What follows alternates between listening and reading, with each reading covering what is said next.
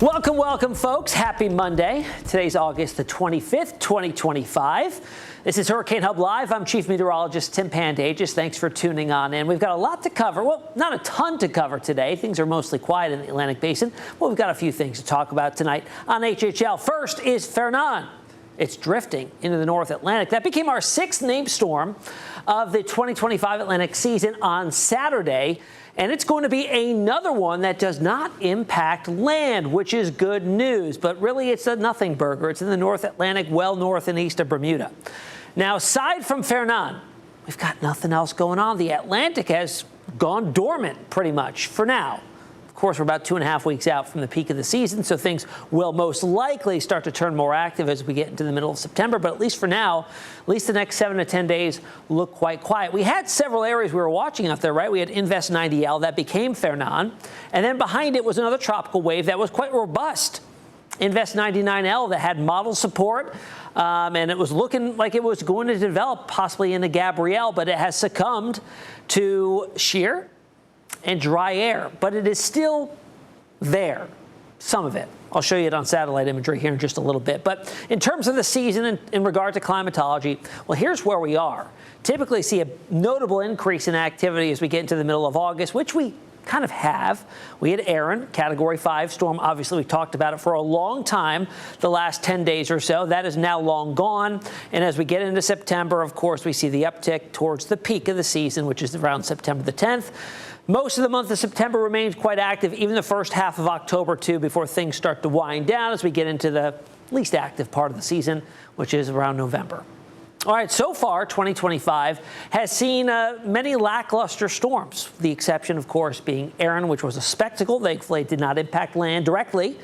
But we had two systems that did. We had Barry that made landfall in Mexico, and we, of course, had Chantal that made landfall in South Carolina, both as minimal grade tropical storms. The four other storms, so the majority, stayed out in the open Atlantic. That was Andrea, Dexter, Aaron, and now Fernand as well. So 5 tropical storms overall, 1 hurricane. You may be looking at it and say, you know, they were calling for an above active season, above normal season. And it just doesn't seem like it is yet. Well, what was also an above normal season was last year. And up to today, here's how it looked. We actually had even less named storms out in the Atlantic Basin. We only had 5 up to this point in the 2024 season. We had Alberto. We had Beryl, of course. That was an early season major hurricane, Category 5 as well. Interesting, right? Moved through the Caribbean, made landfall as a Cat 1 in Texas. Then we had Chris. Then we had Debbie. And then Ernesto. That stayed out in the open Atlantic. So up to this point, 2 tropical storms and 3 hurricanes. But the entire season, there were 18 named storms, 11 hurricanes, and 5 majors. So the majority of the rest of the season, 13 other named storms, occurred after this date. In fact, in climatology, from this date on, there's still 78% of the hurricane season in regards to activity. That still lies ahead. So even though it's the end of August and things look quiet for the next 7 to 10 days, means nothing. We flip the switch usually by the early part of September, and we start rocking and rolling with more storms coming out of the main development region. All right, here's a close-up look of Fernand. 60-mile-per-hour winds. This is pretty much as strong as it will get. Some of the model intensity guidance did have this becoming a hurricane, but it just hasn't done so. And notice it's in the middle of nowhere. Here's Bermuda, well to the east-northeast of there, and it doesn't look all that impressive, and it's forecast to actually get weaker from here on out as it drifts off to the east-northeast down to a 45-mile-per-hour tropical storm overnight tonight and into tomorrow, and then becoming a remnant low, becoming an extratropical system as we get into Wednesday afternoon. Again, not threatening anybody. Now, Aaron last week took a huge chunk of the heat energy out of the southwest Atlantic. I mean, look at its cool wake here. What you're looking at here are sea surface temperature anomalies.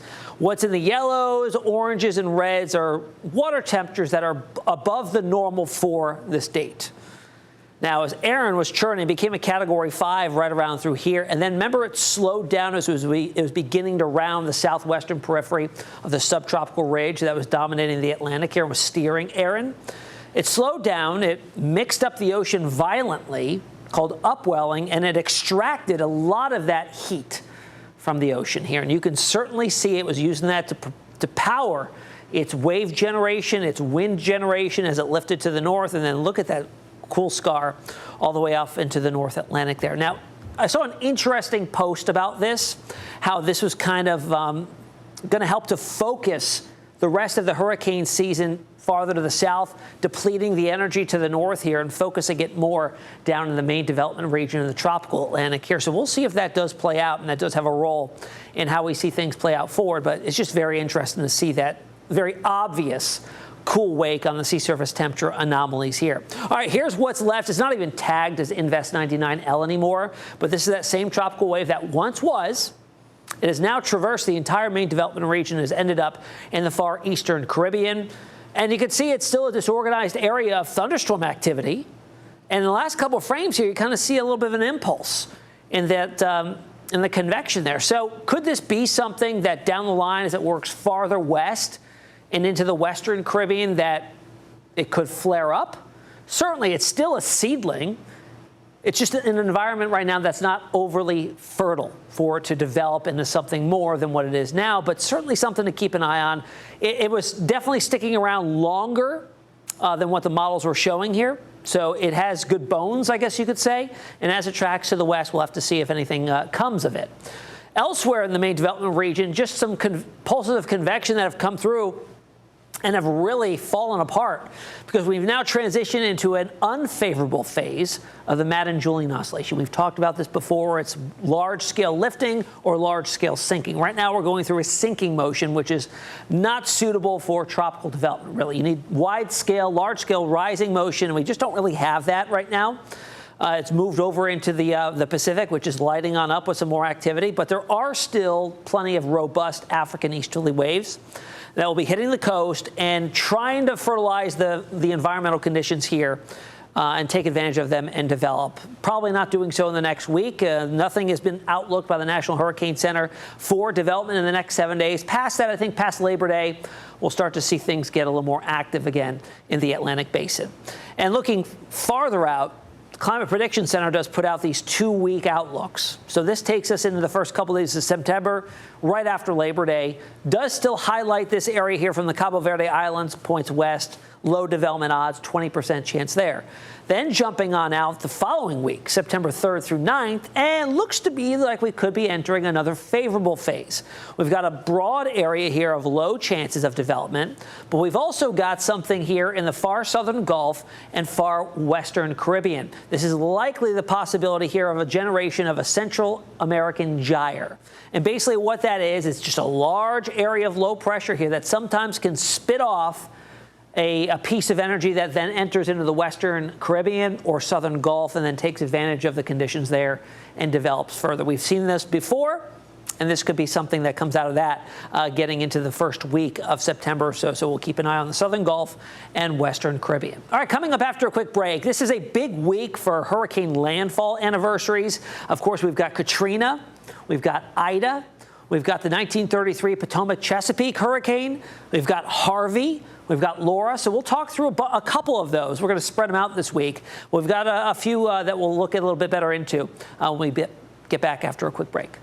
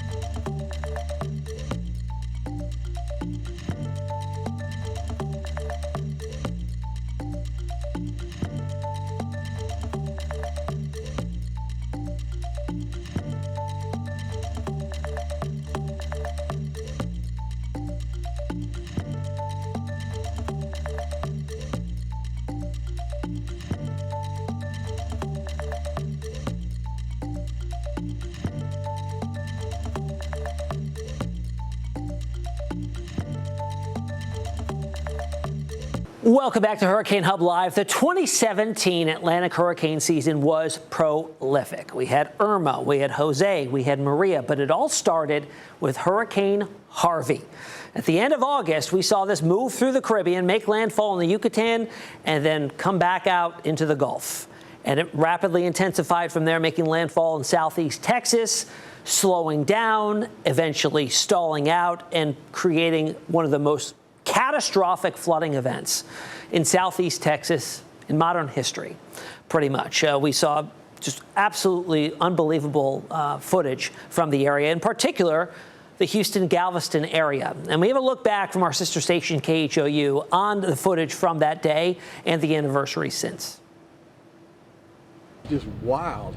Dale Falmer had seen it headed his way on TV. You hope for the best, you know, you brace for it. Just before he came face to face with it outside his front door. I could actually see it swirling, headed this direction. And that's when I ran back inside the house and told my wife, it's coming our way. This is my baby.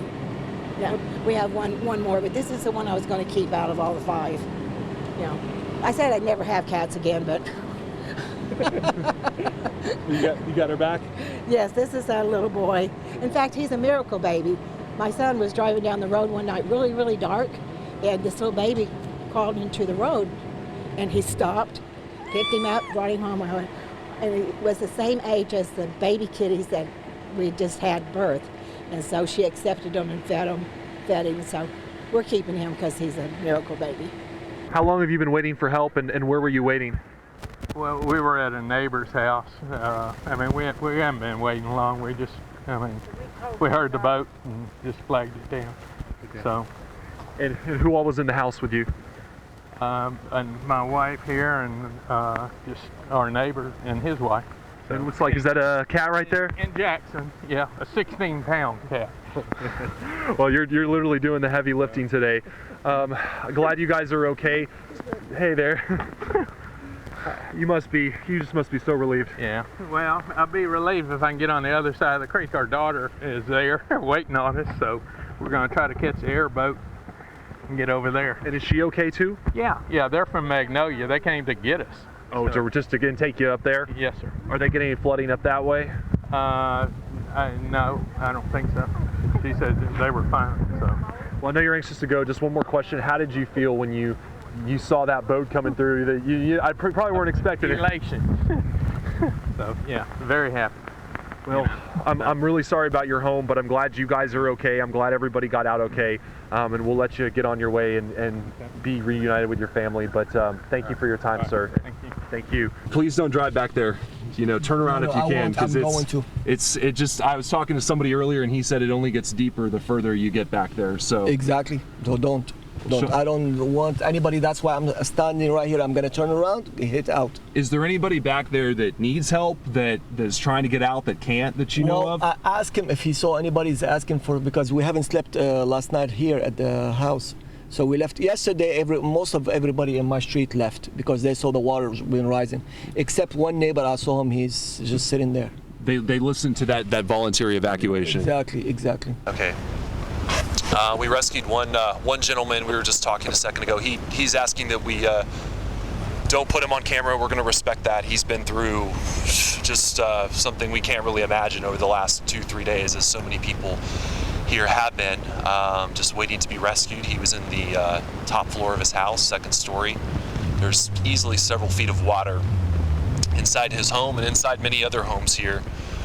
But the thing we're noticing is, I don't know if you can see it on the camera, but you can see the watermark on a lot of these homes, and it looks like on a lot of them it's gone down maybe at least a foot or two. So I mean, that's a little bit of good news on what's been just a week full of bad news, is that it does look like Cypress Creek is going down a little bit, but of course the rain is still falling here, and definitely not what we need left here in Grand Wimbledon. 8 years ago today. It's important to note Harvey is considered one of the most costliest hurricanes in the U.S., actually ranking second, coming after Hurricane Katrina. According to NOAA, Harvey caused an estimated $160 billion in damage. Meteorologist Taylor Stephenson has the list.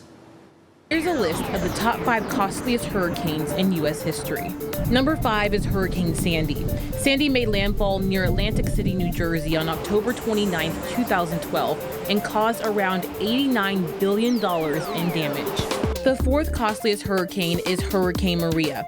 Maria devastated Puerto Rico in 2017 and left behind more than $114 billion worth of damage. Remember, Puerto Rico is a U.S. territory. Hurricane Ian is the most recent storm on the top 5, and it passed both Sandy and Maria, sitting in 3rd place. Ian made landfall in southwest Florida and another landfall in South Carolina. The combined damage cost was nearly $119 billion. 2nd place goes to Hurricane Harvey. Southeastern Texas was inundated with flooding. Some places accumulated over 50 inches of rain in a span of 8 days. Harvey caused around $159 billion in damage. And in the top spot is one of the most infamous American hurricanes, Hurricane Katrina. According to the National Weather Service, Katrina is considered one of the most devastating natural disasters in U.S. history. The storm rounds out the top 5 list with $200 billion worth of damage. All of these costs have been adjusted using the 2024 Consumer Price Index. Now, also this past Saturday, August the 23rd, was another anniversary of a very significant storm, this time on the eastern seaboard in the mid-Atlantic, one of the costliest and most damaging to ever hit the area. It's the 1933 Chesapeake Potomac hurricane. Now, you may say, why doesn't it have a name?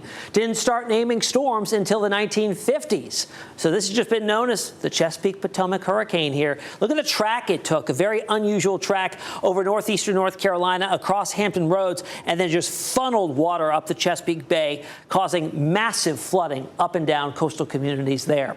That was back on Saturday. All right, coming up after another quick break, folks, we'll have hurricane trivia. We'll see you after break.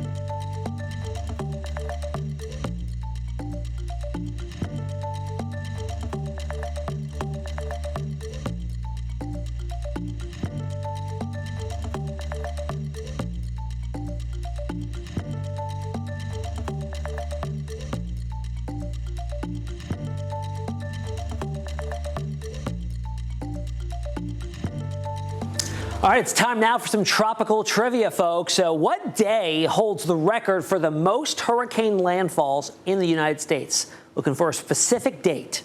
Was it September the 1st, September 16th, August 22nd, or October 3rd? Remember, the peak of the season right around September the 10th. So take your guess, and we'll have the answer tomorrow night on HHL. Make sure to join us here for Hurricane Hub Live every day, 7 days a week at 8 p.m. We'll see you back here tomorrow.